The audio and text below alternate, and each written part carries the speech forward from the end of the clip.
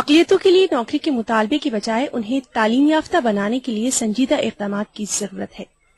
जुमे के रोज कोलकाता में उर्दू अकेडमी की जानिब से मुनक़्क़िदा उर्दू किताब मेले का इफ्तिताह करते हुए रियासती वजीर गयासुद्दीन मुल्ला ने ये बातें कही। उन्होंने बंगाल के मुख्तलिफ अजला में मुसलमानों की तालीमी पसमानदगी को अफसोसनाक करार देते हुए अकेडमी को तालीम की तरक्की के लिए मजीद काम करने की जरूरत पर जोर दिया।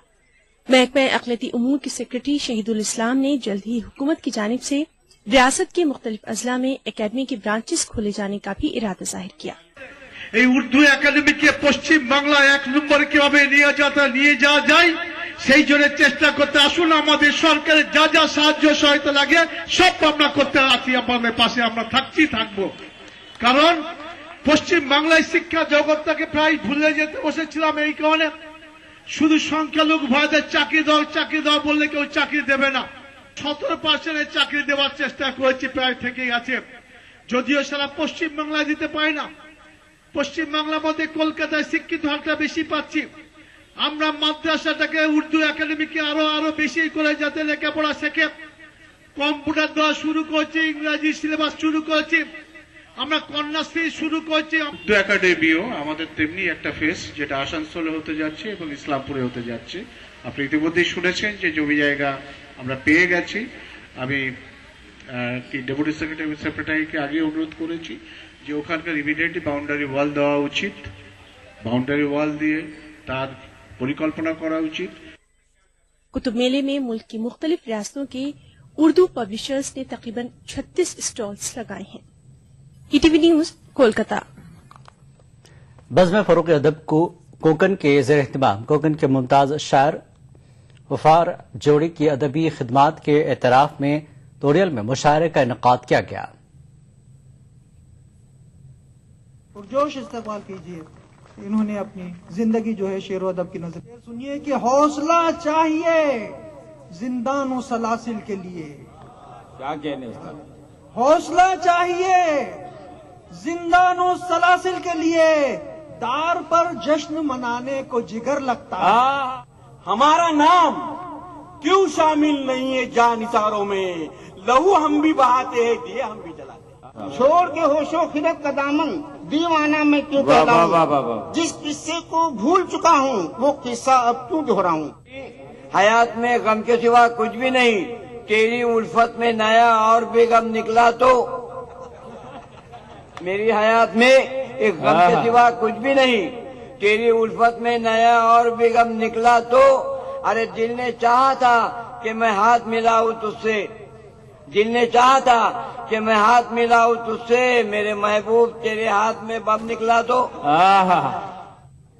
कदम कदम पे उजाले उतर के आएंगे और तेरे नसीब के तारे उतर के आएंगे।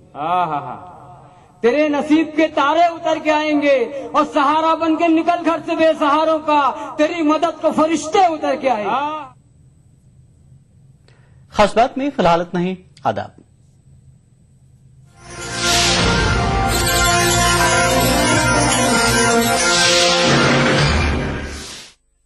खास बात को पेश करने में ताउन किया।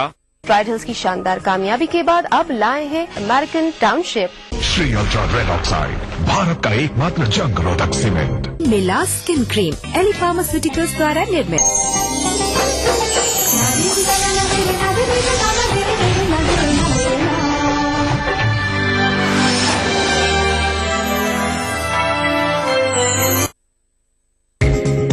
ईटीवी उर्दू पर अगला प्रोग्राम। इस प्रोग्राम को पेश करने में ताउन कर रहे हैं जिंदा तिलिस्मात, तमाम मौसमी बीमारियों की एक असरदार दवा। बांगर सीमेंट, सस्ता नहीं सबसे अच्छा।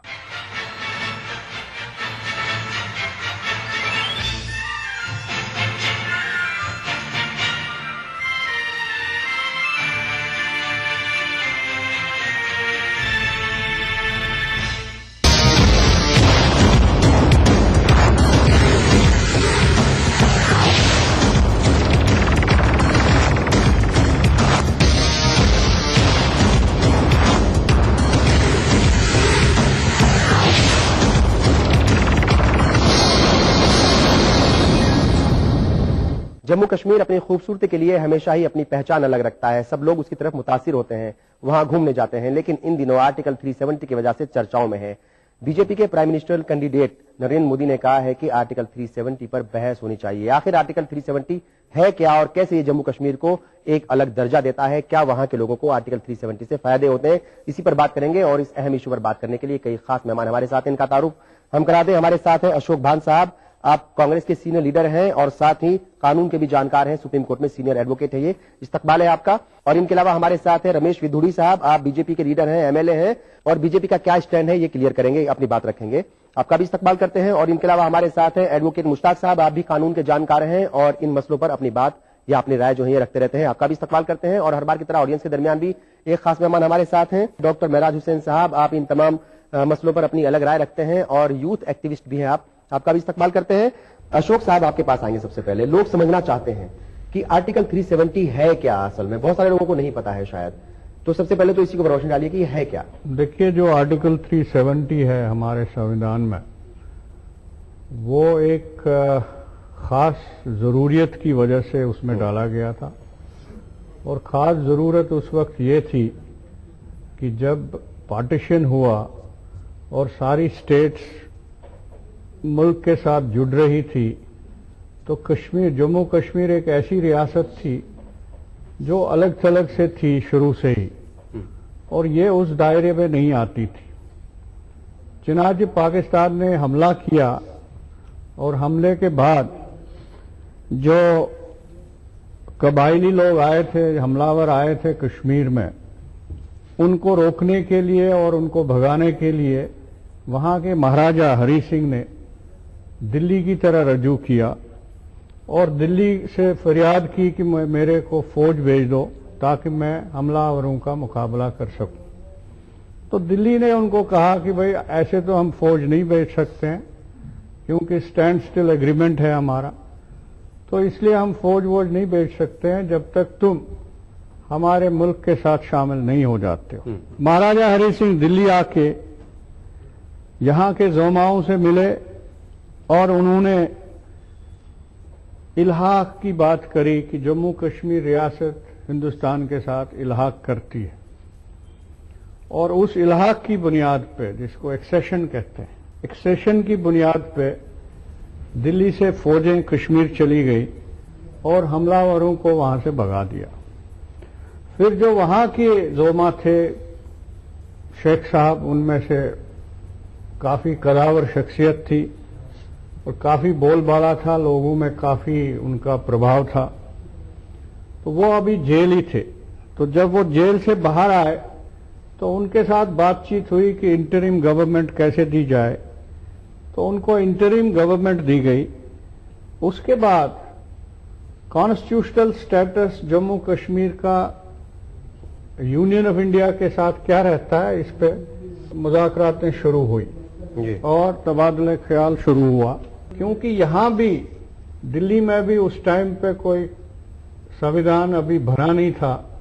अभी हम एक गवर्नमेंट ऑफ इंडिया का एक्ट था 1935 का, उसी के तहत काम हो रहा था और उसको कन्वर्ट करने के लिए, एक संविधान देने के लिए इस देश को एक कॉन्स्टिट्यूएंट असेंबली बनी और कॉन्स्टिट्यूएंट असेंबली ने सुझाव दिए जिसमें बहुत सारे कानूनदान, बहुत सारे जोमा, बड़े बड़े लीडर, हर वर्ग के लीडर, हर जमात के लीडर उसमें शामिल थे और उन्होंने कहा कि हम जम्मू कश्मीर की रियासत का जो हमारे साथ भारत के साथ रिश्ता रहेगा, किस आधार पे, किस कानून पे रहेगा।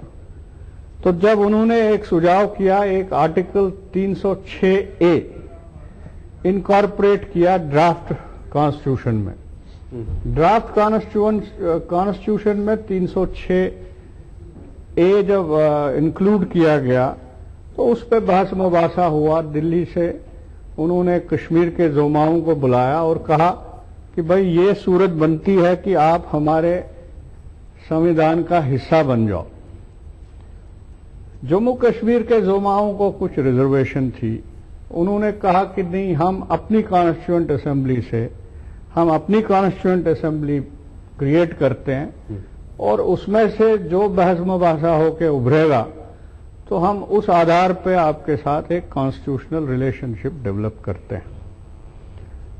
चुनाव की इसमें बहुत टाइम लगा और 306 आर्टिकल जो इन्होंने रखा था उसमें जो पैरामीटर्स तय थे वो कश्मीर के ज़ुमाओं ने नहीं माना। उन्होंने अपनी दलील दी, दिल्ली वालों ने अपनी दलील दी, तो उसमें से एक मीन जो निकला, जो बीच का रास्ता निकला, उन्होंने कहा जो इल्हाक की बुनियाद पे, और इल्हाक 1935 के एक्ट के तहत हुआ है, उस इल्हाक की बुनियाद जम्मू कश्मीर भारत का एक अंग बनता है। जो इल्हाक की बुनियाद पे जम्मू कश्मीर रियासत भारत का एक अभिन्न अंग बनता है। मगर जो बाकी रिलेशनशिप है, constitutional relationship between the union of India and the state, वो हमें नेगोशिएट करना पड़ेगा। उसमें एक 1952 का एक मशहूर एग्रीमेंट जिसको दिल्ली एग्रीमेंट कहते हैं, दिल्ली एग्रीमेंट सामने आया। दिल्ली एग्रीमेंट में कॉन्स्टिट्यूशनल रिलेशनशिप पे बहस मुबासा हुआ और जाके इसी पे कॉम्प्रोमाइज हुआ कि हम अपना संविधान अलग बनाएंगे। जम्मू कश्मीर रियासत के पास अभी भी वो संविधान है जिसको जम्मू एंड कश्मीर कॉन्स्टिट्यूशन कहा जाता है, और उसी के तहत जम्मू कश्मीर की रियासत में चाहे असेंबली हो, चाहे गवर्नर की नियुक्ति हो, कोई भी एडमिनिस्ट्रेटिव बिजनेस हो गवर्नेंस का, वो उसी कानून के तहत होता है। और जो यहां के संविधान, कॉन्स्टिट्यूशन ऑफ इंडिया के आर्टिकल्स हैं, वो डायरेक्टली ट्रेवल नहीं करते हैं जम्मू कश्मीर। तीन चीजों को छोड़ करके, तीन चीजों को छोड़ के, क्योंकि इसको फर्स्ट शेड्यूल में लाया गया था उस टाइम 1949 में।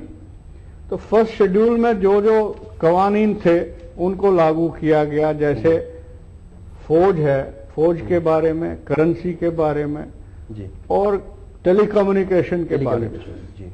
तो इन तीन विदेशी मामलात, हाँ विदेशी मामलात भी, क्योंकि विदेशी मामलात ज्यादा थे नहीं उस टाइम पे जम्मू कश्मीर के, तो इसलिए विदेशी मामलात के ये तीन चार ऐसे जो मुद्दे थे जी, उनको इनके अलावा जो भी कानून यहां से बनता, संविधान बनाता, वो डायरेक्टली वहां ट्रैवल नहीं करते हैं। उनको वहां की सरकार ने, पहले वहां की लेजिस्लेचर ने या वहां की सरकार ने पारित करना है, तभी वो हो सकते हैं वहां लागू। और यही वजह है कि पूरे हिंदुस्तान की जितनी भी रियासतें हैं, जितने भी सूबे हैं, वहां पर जो असेंबली होती है वो 5 साल के लिए होती है, और जम्मू कश्मीर में 6 साल के लिए। और भी बहुत सारी चीजें हैं जहां पे वो अपना अलग, और शायद आपकी पार्टी जो है विदुड़ी साहब, बीजेपी, वो इसीलिए मुखालफत करती है। वो कहते हैं कि मुल्क एक है, यहाँ के रहने वाले बाशिंदे एक हैं, जबान मोटे तौर पर एक है, फिर कायदे कानून अलग क्यों? शायद इसलिए आप लोग मुखालफत करते हैं। एक्चुअली में ये एक परिवारवाद की अपनी इंडिविजुअल इंटरेस्ट के कारण से कश्मीर की समस्या पैदा हुई है। इनकी बात से मैं इत्तेफाक करता हूं कि जो ये बात कहे जा रहे हैं, हो सकता है इनके पास जो जानकारियां हों, लेकिन उसके अनुसार कश्मीर भारत का हिस्सा था, हिस्सा है। हरि सिंह जी की रियासत थी, सरदार पटेल जी ने देश की 568 जितनी भी रियासतें थी सबको मिलाने की बात बीड़ा उठाया था। एक दोस्ताना के मद्देनजर रखते हुए कश्मीर के हिस्से को अलग थलग कर दिया गया, एक सौगात के रूप में। जब देश का बंटवारा हुआ, बंटवारा होने के कारण से नेहरू जी ने और शेख अब्दुल्ला, उनकी मिली भगत के कारण ये स्थिति पैदा हुई थी। उस टाइम भी ये बातें पैदा हुई थी जब पूरे देश की सारी रियासतों को मिला दिया गया और कश्मीर भारत का हिस्सा है, तो भारत का हिस्सा क्यों ना रह जाए। लेकिन अपने पर्सनल संबंधों को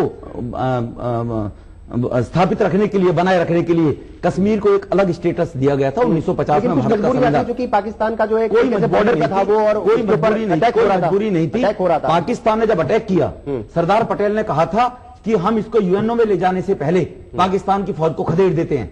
उससे पहले ही नेहरू जी जाकर और वहां पर यूएनओ के अंदर इस बात को रख दिया उन्होंने। अगर पाकिस्तान की फौज पहले खदेड़ दी जाती, जो आज 1/3 के ऊपर पाकिस्तान के लोगों ने कब्जा कर रखा है और जिसको वो आजाद कश्मीर कहते हैं, ये बीज बोया हुआ है, तो कुछ लोगों के निजी हित और स्वार्थों के कारण, जो वंशवाद की बात आज भी चली आ रही है देश के अंदर, जिसके कारण देश उठ नहीं पा रहा है, उसके कारण से कश्मीर की समस्या पैदा हुई है। अगर आज महाराष्ट्र के लोग ये बात को उठाते हैं कि पूर्वांचल के लोग यहां ना आए, तो लोगों को दर्द होता है तो भारत के और अन्य प्रांतों के लोग, हिंदुस्तान के लोग वहां पर क्यों नहीं जाकर रह सकते हैं कश्मीर के अंदर? कश्मीर के अंदर 2004 के अंदर एक शीला साहनी नाम की महिला, उसने केस किया था, वहां की हाई कोर्ट ने एक ऑर्डर भी पास किया था इस बात को लेकर कि कश्मीर से अगर कोई लड़की कहीं बाहर शादी करती है तो उसके जो रेजिडेंशियल राइट्स है वो खत्म कर दिए जाएंगे। तो हाई कोर्ट ने वो ऑर्डर किया 2004 के अंदर, ऑनरेबल हाई कोर्ट ने उस ऑर्डर के कोर्ट के बावजूद भी वहां की सरकार उसको लागू नहीं कर पा रही है अपने निजी दबावों के कारण, अपनी रियासत के अंदर अपना अधिकार जमा रखने की सियासत है, उनके अपने कायदे कानून है, शायद वो तमाम चीजें हैं वो सब हिंदुस्तान के लागू होते हैं। श्यामा प्रसाद मुखर्जी ने जब वहां बलिदान हुआ था तो उन्होंने कहा था एक देश के अंदर दो निशान कैसे होंगे? जब भारत का हिस्सा है, हरि सिंह जी इनकी रियासत थी, उन्होंने उन सर्कमस्टांसेस के अंदर कंप्रोमाइज किया था, तो एक देश के अंदर दो निशान क्यों होंगे, दो संविधान क्यों होंगे? ठीक है। अच्छा, ऑडियंस के पास आते हैं और हमारे इस दरमियान जो है यहाँ पे एक खास मेहमान मौजूद हैं, बहुत यंग है, ये युवा है और चीजों की समझ भी रखते हैं। आपको क्या लगता है आर्टिकल 370 जो है ये हिंदुस्तान के लिए कितना अहम इश्यू है, ये हिंदुस्तानी बाशिंदों के लिए, यहाँ के शहरियों के लिए? सबसे इंपॉर्टेंट जो चीज समझने की है वो ये है कि कोई भी चीज अगर वर्नेबल हो जाए यानी इन डेंजर हो तो उस इंडेंजर चीज को बचाने के लिए कुछ नए नियम या नए कानून बनाए जा सकते हैं। अगर शेर विलुप्त हो रहा है इस धरती से तो उसके लिए हम एक अलग ड्राइव चला रहे हैं, ना कि ड्राइव हम हिरन के लिए चला रहे हैं। इसी तरह जो कश्मीर के हालात हैं और जो बाकी हिंदुस्तान के हालात है उसमें बहुत बड़ा फर्क है। अगर आप उत्तर प्रदेश के अंदर एक रैली निकालते हैं तो उसे नॉर्मली एक रैली माना जाएगा, लेकिन अगर आप कश्मीर के अंदर एक रैली निकालते हैं तो उसे कई सारी चीजों से देखा जा सकता है कि ये पाकिस्तान गवर्न है, हो सकता है अलगाववादियों की हो सकता है भारत गवर्न हो, या किस लेवल पर ये चल रही है, इसमें इंटरप्रिटेशन बहुत सारे हैं। तो जब भी हम किसी कानून को किसी जगह के लिए बनाते हैं कि स्पेसिफिक कानून एक चीज बनती है तो वो स्पेसिफिक इसलिए हो जाती है क्योंकि वहां डेंजर या वहां के जो सर्कमस्टांसेस है वो बहुत अलग हैं। हिमालय का सर्कमस्टांसेस रेगिस्तान में लागू नहीं किया जा सकता ये कह के कि हिमालय में तो ऐसा हो रहा था। बिल्कुल। इसीलिए 370 के अंदर जो चीजें हुई हैं वो कश्मीर इसलिए कि वर्नेबल है, वहां की आवाम को अभी भी ये खतरा है क्योंकि उनका अस्तित्व, उनकी एक जो पहचान है वो अभी पूरी तरह हम बना नहीं पाए क्योंकि मामला अभी तक यूएन में लंबित है। एक बार मामला सॉल्व हो जाए, कश्मीर डिसॉल्व हो जाए इशू कि हाँ ये पूरा इस तरह से चीजें होंगी, जो अंग्रेजों ने छोड़ दिया, एक फसाद की हड्डी जो जड़ छोड़ दिया पाकिस्तान और हिंदुस्तान के बीच, उसे सॉल्व नहीं किया। इसमें जो ब्रिटिशर्स की जो साजिश थी उस साजिश को जब तक हम नाकाम नहीं कर देते 370 को हटाना मेरे हिसाब से सही नहीं होगा। जी बिल्कुल, यहाँ रोकेंगे। हमारे मसाइल में वक्त हो गया एक और ब्रेक का। आज बात हो रही है आर्टिकल 370 की, कैसे ये जम्मू कश्मीर को अलग राज्य बना देता है, अलग स्टेट बना देता है। एक ब्रेक लेंगे, बहुत जल्द हाजिर होंगे। नैना, काश मैं तुम्हें बता सकता मैं तुम्हें कितना चाहता हूँ। जिंदा तिलिस्मात? हाँ, जिंदा तिलिस्मात। अगर तुम जिंदा तिलिस्मात पे भरोसा करते हो तो इसका मतलब ये हुआ कि तुम बहुत केयरिंग हो। बुखार, खांसी, जुकाम, सर दर्द, बदन दर्द, जो भी हो, हर मर्ज की दवा। जिंदा तिलिस्मात, बरसों से हमारी सेहत का रखवाला। चलो बेटा, रास्ते में एटीएम पे रोक लेना। रुक रुक रुक, यहाँ मैं 2 मिनट में आया। ये एटीएम कहाँ गया? भाई साहब, यहाँ पे एक एटीएम हुआ करता था। भाई साहब, एटीएम यहाँ से 5 किलोमीटर दूर है। 5 किलोमीटर? पता नहीं क्या चक्कर है। चल बेटा, तेरी माँ को फोन लगाता हूँ, पता तो लगाऊं तेरी मौसी की फ्लाइट कितने बजे की। जी।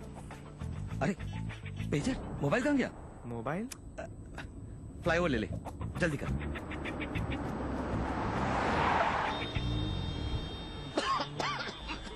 इतना ट्रैफिक, ये फ्लाईओवर कहाँ गया? कौन सा फ्लाईओवर पापा? चल मेट्रो लेते। अरे ये मेट्रो कहाँ गई? मेट्रो? चलो। अरे भाई साहब, यहाँ पे एक एयरपोर्ट होता था, एयरपोर्ट। बावड़ा हो गया क्या था वो?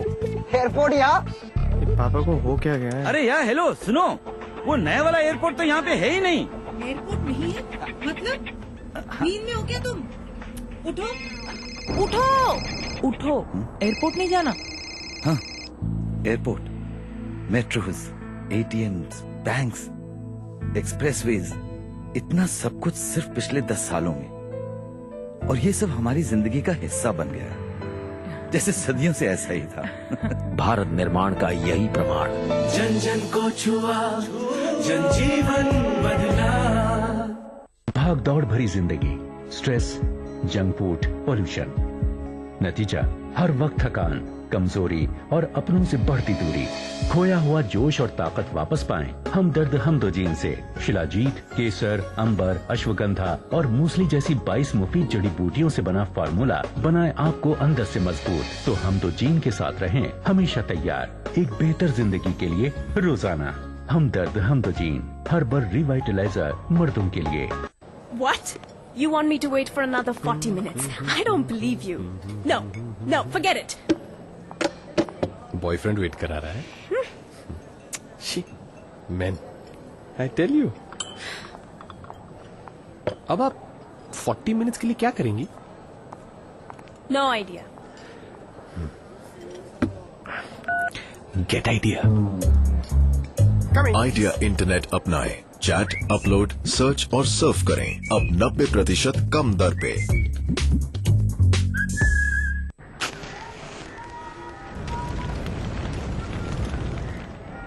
बीड़ी सिगरेट का हरकश आपके लिए नुकसानदेह है। यह आपके दिल तक खून ले जाने वाली खुसूसी शरीयान है। तंबाकू नोशी से इसमें चिपचिपाहट आ जाती है, जिससे इसमें जहरीला मादा जमा हो जाता है। इतना एक तंबाकूनोश की शरीयान में पाया गया है। उम्र 32 साल। बीड़ी सिगरेट का हरकश आपके लिए नुकसानदेह है।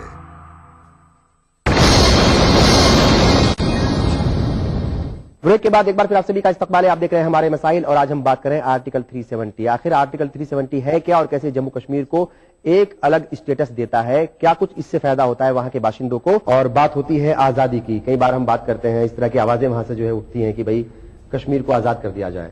और अभी कुछ दिन पहले जो है, अगर आपने जो है पढ़ा होगा कि प्राइम मिनिस्टर भी जो है सभी ऑल पार्टी मीटिंग उन्होंने बुलाई और राय मांगी कि क्या कश्मीर को आजाद कर दिया जाए, स्वायत्तता जो है उसको दे दी जाए। इस तरह की बातें जो हैं अगर एक जगह से उठेंगी, फिर दूसरे जो है पश्चिमी बंगाल, केरल और मणिपुर तमाम तरह की जो है वो आवाजें लगातार उठना शुरू हो जाएंगी। क्या कहेंगे, ये मुल्क की एकता के लिए खतरा नहीं मानते आप इसको? नहीं, वो तो पॉलिटिकल बात है। जहां तक कानून की बात है, आर्टिकल 370 जो कॉन्स्टिट्यूएंट असेंबली ऑफ इंडिया ने constituent assembly of Jammu Kashmir के साथ नेगोशिएट करके इनकॉर्पोरेट किया, इसमें कानूनी तौर कोई गुंजाइश नहीं है कि इसको आप संविधान से निकाल सकते हैं। ये तो एक कानूनी पोजीशन है। पॉलिटिकल पोजीशन, जहां तक हमारे दोस्त ने कहा, ये बात सही नहीं है कि पंडित नेहरू और शेख अब्दुल्ला के दरमियान कुछ एग्रीमेंट हुआ था। ये हिस्टोरिकली गलत बात है, क्योंकि हम भी हिस्ट्री से ताल्लुक रखते हैं, कानून से ताल्लुक रखते हैं। कॉन्स्टिट्यूएंट असेंबली में सरदार पटेल मौजूद थे, उनकी आवाज उतनी जोर से चली नहीं, क्योंकि मेजॉरिटी जो ओपिनियन थी वो इसी हक में थी कि कश्मीर को एक स्पेशल स्टेटस दिया जाए। कुछ मजबूरियां हैं, कुछ पॉलिटिकल एक्सपीडियंसी है और इस वक्त सिचुएशन को बचाया जाए। सरदार पटेल जी ने भी अपना पॉइंट ऑफ व्यू रखा, नहीं रखा वो कहीं लिखा नहीं है। कॉन्स्टिट्यूएंट असेंबली के डिबेट जब देखते हैं वो नहीं चलता पता। तो इसलिए ये कहना दुरुस्त नहीं है कि ये पंडित नेहरू की अपनी निजी जागीर थी तो इसलिए उसने शेख अब्दुल्ला के साथ करके दिया। ये पॉलिटिकली भी गलत है और कानूनी तौर भी, और इसका कोई एविडेंस है नहीं। ये एक प्रोपेगेंडा स्टंट है हमारे हिसाब से। दूसरी बात कि अब इतने साल हो गए 370 को कॉन्स्टिट्यूशन में रहे हुए, अगर बीजेपी का ये दावा है पॉलिटिकल लेवल पे कि हम इसको खत्म करेंगे, काफी कैंपेन चली, जैसे इन्होंने कहा लेट माननीय श्यामा प्रसाद मुखर्जी ने बलिदान दिया, वो गए वहां, उन्होंने बलिदान दिया, वहां एक परमिट सिस्टम होता था, उन्होंने परमिट कहा कि मैं नहीं मानूंगा और उन्होंने डिफाई करके तो फिर वो वहां बीमार हो गए। और अब बलिदान कहा जाता है कहा नहीं जाता है, it's a matter of evidence, मगर वाकया ये है कि उनकी डेथ वहीं हुई थी कश्मीर। अब उसको अगर आप परमिट सिस्टम एबॉलिश करते हैं, उसको 370 के साथ कोई बिलावास्ता कोई संबंध ही नहीं है। जैसे अभी इन्होंने एक जिक्र किया कि वहां की बेटियों को स्टेट सब्जेक्ट राइट नहीं होता है जब वो शादी बाहर करेंगे, वो भी 370 के साथ कोई रिलेशन नहीं। वो एक लोकल लॉ है वहां जो महाराजा हरि सिंह के टाइम का है। वो एक प्रोटेक्शन चाहते थे ये हरि सिंह के टाइम पे ही कि कश्मीर एक अलग थलग, एक जैसे जियोग्राफिकली भी अलग है, सुंदरता में भी अलग है, लोग भी अलग हैं, वहाँ के हिंदू मुसलमान भी थोड़े से अलग हैं मेन स्ट्रीम हिंदू मुस्लिम रिलीजन से। तो उस खास खसूस एक आइडेंटिटी को बचाने के लिए कुछ इक़दाम किए गए थे जो कि एक कानून की सूरत में उभर करके आए। उसका 370 के साथ कोई रिलेशन नहीं है। 370 का एक ही रिलेशन है कि एक्सेशन हुआ है।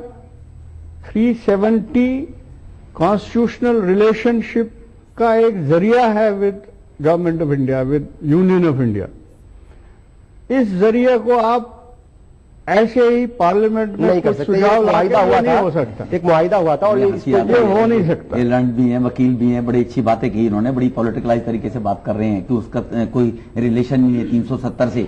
370 का आधिपत्य क्या है? हिंदुस्तान का कोई व्यक्ति जाकर वहां पर प्रॉपर्टी नहीं खरीद सकता, कोई रह नहीं सकता। श्यामा प्रसाद वही 370 है। 370 पर स्पेशल जो है कैटेगरी में रखा हुआ है तो उसकी वजह से शायद जो है हिमाचल में भी नहीं है कैटेगरी। आप हिमाचल में ले सकते हैं। आप नोएडा से आप हिमाचल जाओ, वहाँ ले लो, वहाँ ले सकते हैं आप। वहाँ भी एक बंदी है, कोई नहीं ले सकते। हिमाचल में भी है, नॉर्थ ईस्ट में नहीं ले सकते आप, नहीं ले सकते। तो नॉर्थ ईस्ट में नहीं जा सकते, वहाँ पर उत्तरांचल में तो ले सकते हैं पॉलिटिकली।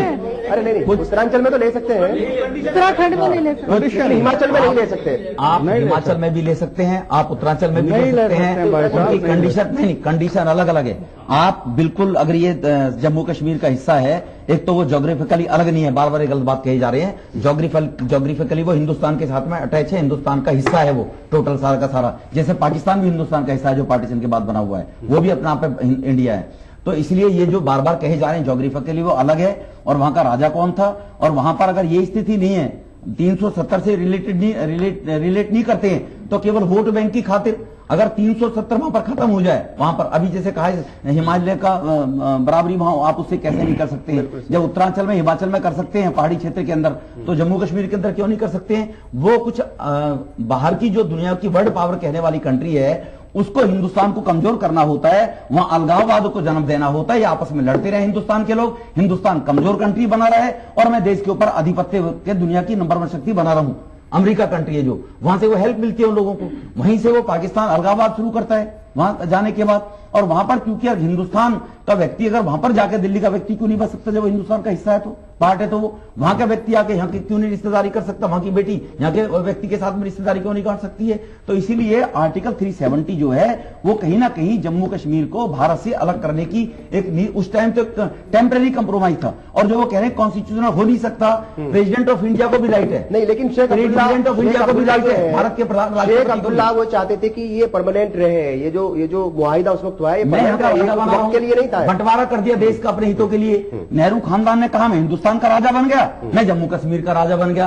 असली कहानी यहां से शुरू हुई। और ये श्यामा प्रसाद मुखर्जी बीमार हो गए, जो व्यक्ति चल के गया पैदल बॉर्डर पर उसको गिरफ्तार कर लिया गया और उसकी मां ने चिट्ठी लिखी देश के प्रधानमंत्री को कि अगर बड़े आदमी के घर का कुत्ता मर जाए उसकी भी जांच होती है। मेरा तो बेटा एमपी था, एमपी की मौत किस कारण से हुई आज तक रीजन को नहीं बताया सरकार ने। ठीक है, उसकी शहादत हुई है वहां, कैसे कहते हैं बीमार पैदा हो, उन्होंने शहादत दी है जम्मू कश्मीर के लिए। क्या बताना चाहेंगे लोगों को? आर्टिकल 370 जो है वो है क्या और हिंदुस्तान के शहरियों के लिए कितना इंपॉर्टेंट है ये आर्टिकल 370? आप आर्टिकल 370 पे बहस जरूर कीजिए, लेकिन उसके साथ ही साथ आर्टिकल 371 भी तो देख लीजिए, 371A भी तो देख लीजिए, बी भी तो देख लीजिए, सी भी देख लीजिए, डी भी देख लीजिए, ई भी देख लीजिए, जो कि नॉर्थ ईस्टर्न स्टेट्स को, आंध्रा को, महाराष्ट्र को स्पेशल स्टेटस दिया है। तो आप जब बात कीजिए तो कॉम्प्रिहेंसिव बात कीजिए, आप जो है टुकड़े में बात मत कीजिए। यू टॉक अबाउट आर्टिकल 370, लेकिन उसके साथ साथ ये भी देखिए कि दूसरे लोगों को जो स्पेशल स्टेटस दिया गया है उसकी जरूरत है या नहीं। मामला यहां पे ये है कि कश्मीर का आर्टिकल 370 हटे या नहीं हटे, ये देश हित में होगा या नहीं, नेशनल इंटरेस्ट में होगा या नहीं। तो मेरा ये मानना है कि अभी हालात ऐसे नहीं हैं कि उस पर जो है बहस किया जाए और उसको हटाया जाए, क्योंकि इससे जो है देश में इंटीग्रेशन होगा। बहस तो ये होनी चाहिए, जहां पे लोग ये डिमांड कर रहे हैं कि 370 पे बहस हो, बहस तो ये होनी चाहिए कि जम्मू एंड कश्मीर में जो स्पेशल आर्म फोर्सेस एक्ट है वो जो है वहां पे लागू रहना चाहिए या नहीं। अभी आपको परसों की बात है, पेपर आप देख लीजिए, परसों की बात है कि 7 आर्मी ऑफिसर्स का जो है कोर्ट मार्शल हो रहा है क्योंकि वहां की जो इंक्वायरी हुई है तो ये पता चला कि 7 जो है आर्मी के बड़े बड़े ऑफिसर्स ने 2 मुस्लिम नौजवानों को पकड़ करके इनकाउंटर में मार दिया था और ये कहा था कि ये टेररिस्ट थे। लेकिन आज ये पाया गया कि नहीं, वो दोनों इनोसेंट थे। 1.5 साल तक वहां पे ये एजिटेशन हुआ।